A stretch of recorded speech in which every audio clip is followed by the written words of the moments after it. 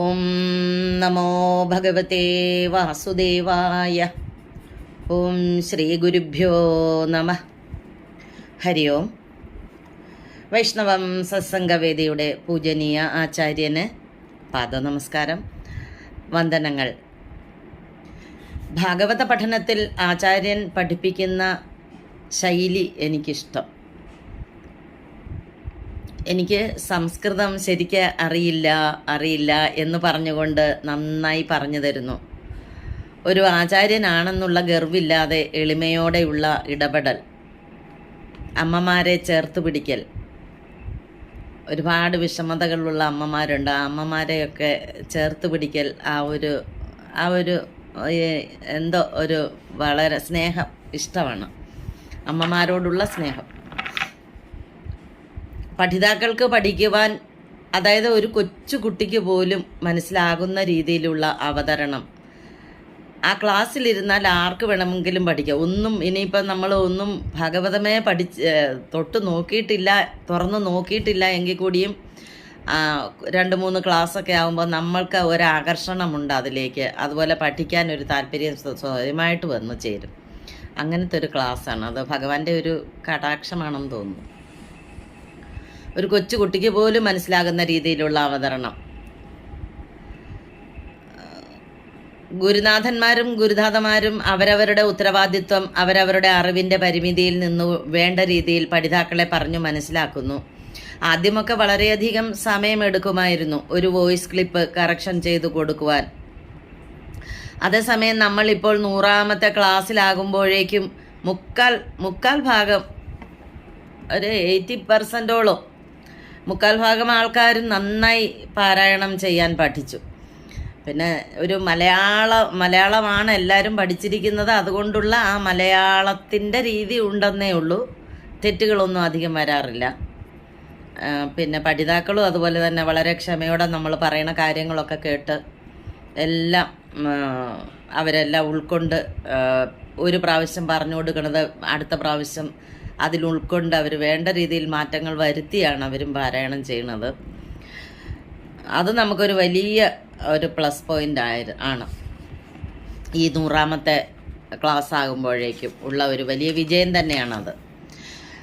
ആചാര്യൻ്റെ ആഴ്ചയിൽ 2 ഓൺലൈൻ ക്ലാസ്സുകൾ voice clip കേട്ട് കറക്ഷൻ ചെയ്തു കൊടുക്കാൻ, ഇതെല്ലാം ഉള്ളതുകൊണ്ട് മൂലം ഭാഗവതം പാരായണം ചെയ്യാൻ ഹൃദയാനന്ദം ഭാഗവതം പഠന ഗ്രൂപ്പിലുള്ള എല്ലാവർക്കും സഹായകമാണ്. ഒപ്പം അഡ്മിൻസ് അർത്ഥസമേതം അന്നുള്ള പാഠഭാഗങ്ങൾ കോപ്പി ചെയ്ത് നമ്മുടെ ഗ്രൂപ്പിൽ ഇട്ടു തരുന്നു. അത് വളരെയധികം സഹായമാണ്, പ്രശംസനീയമാണ്.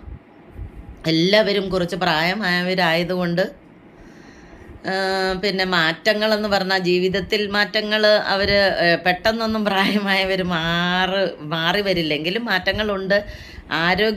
ആരോഗ്യ കാര്യങ്ങൾ വിഷമിക്കുന്നവർക്കൊക്കെ ഒരുപാട് പുരോഗമനമുണ്ടെന്നാണ് പറയാറ്. ചിലരൊക്കെ സംസാരിക്കാറുണ്ട് നമ്മളോട്, വലിയ എന്തോ ഒരു വലിയ മഹാകാര്യം സാധിക്കുന്നത് പോലെയുള്ള സംസാരങ്ങളൊക്കെ ചിലർ ചെയ്യാറുണ്ട്. ചിലർ അവരുടെ സങ്കടങ്ങൾ പറയാറുണ്ട്. ഞാനാണെങ്കിൽ എനിക്കറിയുന്ന രീതിയിൽ എന്തെങ്കിലുമൊക്കെ മറുപടികൾ കൊടുക്കാറുണ്ട്. ഭാഗവതത്തിൽ കൂടി തന്നെയാണ് ഞാനും കൂടുതലും. ഞാൻ ഭൂമാനന്ദ തീർത്ഥാജി സ്വാമിജിയുടെ ഭാഗവത ക്ലാസ്സാണ് പഠിച്ചുകൊണ്ടിരുന്നത്. സ്വാമിജിയുടെ അടുത്താണ് പോകാറുണ്ടായിരുന്നതും. സ്വാമിജിയുടെ ബുക്സ് മുഴുവനും എൻ്റെ കയ്യിലുണ്ട്, വായിക്കാറുണ്ട്. അതുകൊണ്ട് എനിക്ക് ഓൺലൈൻ ക്ലാസ്സുകളോട് വലിയ താല്പര്യം ഉണ്ടായിരുന്നില്ല.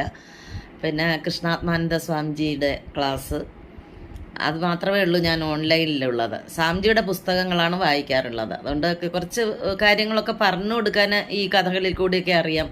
ഇപ്പം അങ്ങനെ അപ്പം മൂലം ഭാഗവതം വായിക്കാനേ പറ്റില്ല എന്ന് പറഞ്ഞിരുന്ന പലർക്കും ഇപ്പോൾ അത് പാരായണം ചെയ്യാൻ സാധിക്കുന്നു എന്നത് ഒരു വലിയ മാറ്റം തന്നെയാണ്. കൂടാതെ മനസ്സന്തോഷം, സംതൃപ്തി ഒക്കെ കൂടുതലുണ്ടാവും. കൂട്ടത്തിൽ ചെറുതായൊരു ഗർവും, എനിക്കും ഇത് വായിക്കാൻ സാധിച്ചല്ലോ എന്ന ഒരു ഇത് ഉണ്ട്. ഒരിക്കലും സാധിക്കില്ല എന്ന് വിചാരിച്ചിരുന്ന കാര്യം സാധിക്കുമ്പോൾ ഒരു സന്തോഷം, ഒരു ഇച്ചിരി അഹങ്കാരമൊക്കെ ഉണ്ടാവില്ലേ എന്ന പോലെ. സുഖമില്ലാതെ കിടക്കുന്ന ഒരുപാട് ആൾക്കാർക്കും വളരെ വളരെ അവരുടെയൊക്കെ സംഭാഷണങ്ങൾ കേൾക്കുമ്പോൾ അറിയാം. അവരൊക്കെ പറയുമ്പോൾ നമുക്ക് അയ്യോ ഇത്രയും ഒക്കെ ഒരു ഇതോന്ന് തോന്നിപ്പോകും. പിന്നെ ജീവിത സന്ദർഭങ്ങളിൽ കുറച്ചുകൂടി പക്വത വന്നതുപോലെ പലരും കൂടിയിരിക്കുന്ന സന്ദർഭങ്ങളിൽ ചിലരുടെ സങ്കടങ്ങൾ വിഷമങ്ങളൊക്കെ കേൾക്കുമ്പോൾ ഭാഗവതവും അതിലെ ഏതെങ്കിലും ഒരു കഥയുമൊക്കെ എടുത്തിട്ട് അത് പറഞ്ഞ് അവരുമായി അവരുടെ മനസ്സിനെ സമാധാനിപ്പിക്കാൻ സാധിക്കുന്നുണ്ട്. അത് ആചാര്യൻ്റെ എല്ലാ പ്രഭാഷണങ്ങളും കേൾക്കാറുണ്ട്. ഭാഗവതമല്ല, എല്ലാ ക്ലാസ്സുകളും യൂട്യൂബിലെല്ലാം ഞാൻ കേൾക്കാറുണ്ട്, പണ്ടേ കേൾക്കാറുണ്ട്. അതൊക്കെ പല സന്ദർഭങ്ങളിലും പ്രയോജനപ്പെടാറുണ്ട്. ഭാഗവത ക്ലാസ്സുകൾ ഇതാണ് എനിക്കിഷ്ടം. ഈ ഓൺലൈൻ ക്ലാസ്സിൽ ഇതാണ് എനിക്കിഷ്ടം. ചേർന്നതിൽ ഞാൻ എൻ്റെ സ്വന്തം ഇഷ്ടത്തിൽ തന്നെ ചേർന്നതാണ്. ഞാൻ കനകധാര പുന്നോർക്കോട് ഒരു വാട്സപ്പ് ഗ്രൂപ്പിലുണ്ടായിരുന്നു പണ്ട്. അങ്ങനെ അതിലെ ആചാര്യൻ്റെ ഈ ക്ലാസ്സുകളുടെയൊക്കെ ലിങ്ക് പണ്ടേ എനിക്ക് കിട്ടാറുണ്ടായിരുന്നു. അതെല്ലാം അന്ന് മുതലേ കേൾക്കുമായിരുന്നു. ഞാൻ ജോയിൻ ചെയ്തിട്ടുണ്ടായിരുന്നില്ല. ഭാഗവത ക്ലാസ് തുടങ്ങിയപ്പോഴാണ് ഭാഗവത മഹാത്മ്യത്തിലൊന്നും ഞാൻ കേൾക്കത്തേ ഉണ്ടായിരുന്നുള്ളൂ, ചേർന്നിട്ടുണ്ടായിരുന്നില്ല. പിന്നെ ഭാഗവതം പഠിപ്പിക്കാൻ തുടങ്ങിയപ്പോൾ ആദ്യത്തെ ക്ലാസ് മുതൽ തന്നെ ജോയിൻ്റായി.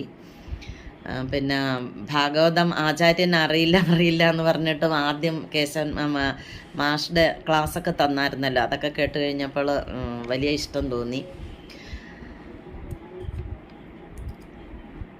അങ്ങനെയാണ് ഞാൻ തന്നെയാണ് ക്ലാസ്സിൽ ജോയിൻ്റ് ആയത്. പിന്നെ എനിക്ക് ഈ ക്ലാസ്സിൽ മാറ്റങ്ങൾ വേണമെന്ന് എനിക്ക് ഹരി ഓം. ആചാര്യന് നമസ്കാരം. നമ്മുടെ ഭാഗവതം ക്ലാസ് 100ാമത്തെ ആണ് അടുത്തതെന്ന് അറിഞ്ഞത് വിശ്വസിക്കാൻ സാധിക്കുന്നില്ല. കാരണം പെട്ടെന്ന് ക്ലാസ്സുകളൊക്കെ കഴിഞ്ഞു പോയ പോലെ അത്രയും ഹൃദയാനന്ദം തരുന്ന ക്ലാസ്സുകളായിരുന്നു ഇതുവരെ കേട്ടതൊക്കെ. ഭാഗവത പഠനം എന്നെ സംബന്ധിച്ച് കുറച്ചൊന്നുമല്ല സഹായിച്ചത്. എവിടെയെങ്കിലും വായിക്കുമ്പോൾ ഉച്ചാരണം വളരെ വ്യക്തമായിട്ട് നമുക്ക് ഉണ്ടാവുന്നുണ്ട്. പിന്നെ ജീവിതത്തിലെ പ്രതിസന്ധികളിൽ മിഴിച്ചു നിൽക്കാതെ മുന്നോട്ട് പോകാൻ പ്രചോദനം ലഭിച്ചു എന്നതാണ് എനിക്കുണ്ടായ അനുഭവം. ഒരുപാട് ദുഃഖകരമായ കാര്യങ്ങളിലൂടെ നമ്മൾ കടന്നു വന്നാലും അതിനൊക്കെ നിസ്സാരമായിട്ട് കാണുവാനായിട്ട് നമുക്ക് സാധിച്ചു ഈ ഭാഗവതം കയ്യിലെടുത്തപ്പോൾ. ക്ലാസ്സിൻ്റെ സമീപനത്തിൽ മാറ്റമൊന്നും വരുത്തണ്ട, അത് ഇങ്ങനെ തന്നെ പോക്കോട്ടെ. ആചാര്യൻ്റെ അവതരണം അതിനെ പറ്റിയിട്ട് പറയുകയാണെങ്കിൽ വാക്കുകളില്ല. ചെറിയ ചെറിയ കാര്യങ്ങളിലൂടെ വലിയ വലിയ തത്വങ്ങൾ പറഞ്ഞു തന്നുകൊണ്ട് അമ്മമാർക്ക് തരുന്ന ക്ലാസ്സുകൾ ഒന്നും നഷ്ടമാവാതെ ഓരോരുത്തരും ആ സമയം വരുമ്പോൾ ഓടി വരുന്നു. ഇത്രയും ബന്ധുജനങ്ങളെ ഒരു ഠാവട്ടത്തിലൂടെ ഇരുത്തി അവതിൽ ആകർഷിപ്പിക്കുക എന്ന് പറഞ്ഞാൽ ഭഗവാന്റെ ഒരു കഴിവ്, ഭഗവാന്റെ ആ മായ, ആ ചൈതന്യം എല്ലാം ഗുരുനാഥനിൽ ഞാൻ കാണുന്നു. പിന്നെ ക്ലാസ്സിൻ്റെ സമയം പറയുകയാണെങ്കിൽ 8:30, 7:30 ഇതിലേതെങ്കിലും ആവാം. അതൊന്നും പഠിതാക്കളുടെ സൗകര്യമായിട്ട് കൂട്ടണ്ട. ആചാര്യന് എപ്പോഴാണോ സൗകര്യം. കാരണം ഓരോ ദിനം ചെല്ലുന്തോറും അങ്ങക്ക് തിരക്കായിട്ട് വരികയാണ്. അപ്പോൾ ആ തിരക്കിനെ കണ്ടറിയേണ്ടത് പഠിതാക്കളുടെ കടമയാണ്.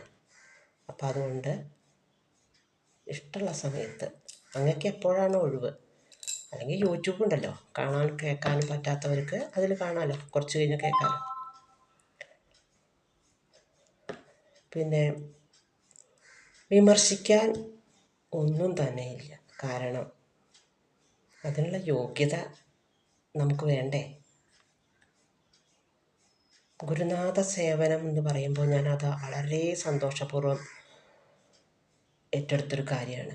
ഇത് ആദ്യമായിട്ട് എന്നോട് ഗുരുനാഥ ആവാൻ പറ്റുമോ എന്ന് വിളിച്ച് ചോദിച്ചപ്പോൾ എന്താ പറയുക, കൊച്ചു കുട്ടികൾക്ക് എന്തോ ഒരു നിധി കിട്ടില്ലേ, അതേപോലെയായിരുന്നു എനിക്ക്. അതെന്താണ് അങ്ങനെ പറഞ്ഞത് വിശ്വസിക്കാൻ പറ്റിയില്ല. പിന്നെ അതിലൂടെ ആനന്ദം കണ്ടു. 18 പേരുടെ പാരായണം നമ്മൾ ആ ബുക്ക് വെച്ചിട്ട് നമ്മളിങ്ങനെ വായിച്ച് വെച്ചിട്ട് ഓരോരുത്തരുടെയും കാര്യങ്ങൾ നമ്മൾ ഇങ്ങനെ തിരുത്തി പറഞ്ഞു കൊടുക്കുമ്പോൾ അതിലൂടെ നമ്മൾ പഠിക്കുകയാണ്. നമ്മൾ പഠിക്കുമ്പോൾ നമ്മുടെ അറിവ് കൂടിയാണ് ഇതിലൂടെ കൂടണത്. പിന്നെ ഇത്രയും വേറൊരു കാര്യം കൂടി എനിക്ക് പറയാനുണ്ട്. ഇത്രയും ക്ലാസ്സുകൾ നമ്മളെടുത്തു, അതിൽ ചെറിയ ഭാഗങ്ങൾ, ചെറിയ കാര്യങ്ങൾ നമുക്കൊരു പ്രഭാഷണ രൂപത്തിൽ പറയണമെങ്കിൽ ആചാര്യൻ അതൊരു അങ്ങനൊരു നിർദ്ദേശം തന്നാൽ ഇത്ര ആൾ ഒരു ദിവസം ആ പ്രഭാഷണം പോലെ പറയുക.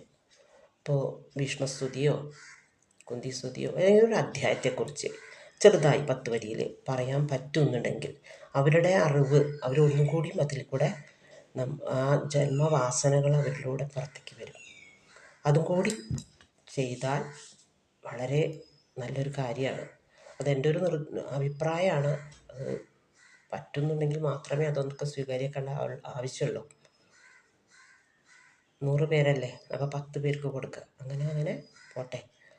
എന്തായാലും ഹരിയോ.